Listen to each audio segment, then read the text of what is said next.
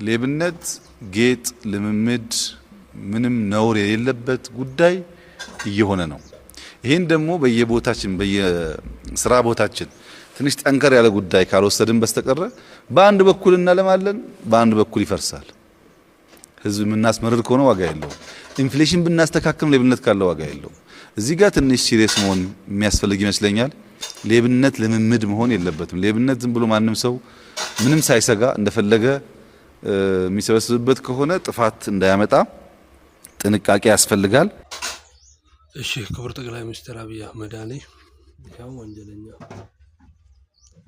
ጠንከር ያለ ነገር ያስፈልጋል። ጠንከር ያለ እርምጃ እንዲወሰድበት ስራ እየሰራው ይገኛሉ። ጠንከር ያለ እርምጃ ደግሞ አልተወሰደበትም። በህግ ቁጥጥር ውስጥ ውሎ የተፈናቀለው ማህበረሰብ መልስ አላገኘም። ጠንከር ያለ ሲሪየስ ጉዳይ ነው። ስለዚህ ጠንከር ያለ እርምጃ ሊወስዱ ይገባል። የእርሶን መንግስትም የእርሶን ህዝብም ረጋ ያለው ይሄ ጉዳይ ነው። አመሰግናለሁ።